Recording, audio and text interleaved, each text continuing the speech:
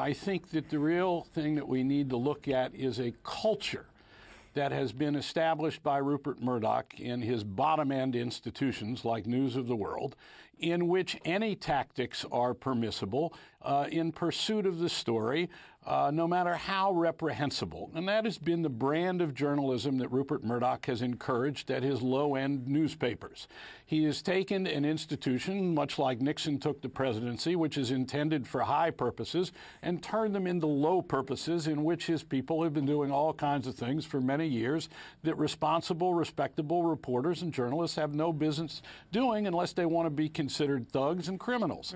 And that's what this is about, not a particular act of hacking. This hacking could not have happened, as someone told me, were it not for the culture that Murdoch established there. So it's not about finding a smoking gun any more than Watergate was about just finding a smoking gun in terms of Nixon. It is about taking a high-minded institution like the press and turning it into a low-use institution for retribution, for political power, for personal ends, and doing vile, vile things, not just hacking. There is talk that News International will effectively issue a mea culpa this weekend, buying advertising space, we believe, across the board in British newspapers. Some say too little, too late. Carl, how and when did Murdoch lose his legendary sure footing as he dithered on how to deal with this case?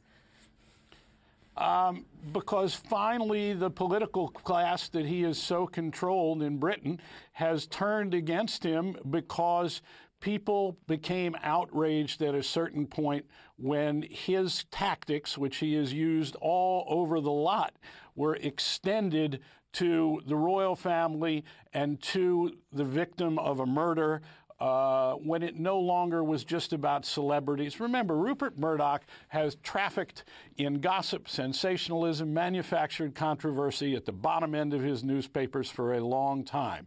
He then, very much almost like a mafia family, has the high end of his legitimate businesses. He is a far-seeing genius when it comes to knowing media, to understanding you can establish new institutions to do things like Sky News has done that others have never done in the history of British broadcasting. So there are two sides to this man.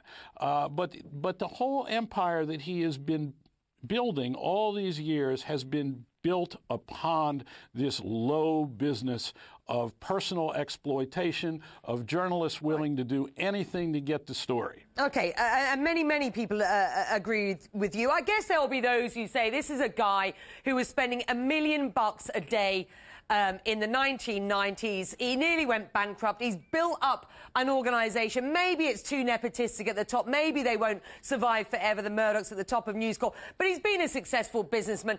And he's not the worst, is he, at the end of the day? I think in terms of journalism and having a pernicious influence on journalism, he has been the worst of the last 50 years. At the same time, I think he is a brilliant media executive who has done many things that others have failed to see. For instance, he created a fourth television network in the United States, not Fox News, but Fox TV, when everyone in the business said it could never be done.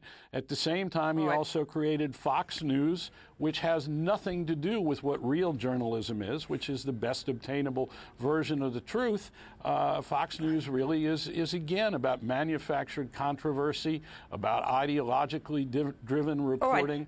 So you have these two things. On the one hand, you have this grand ambition to be a great player, and then it's what is done to get there, which is a brand of low methodology that reporters acting like thugs ought not be doing.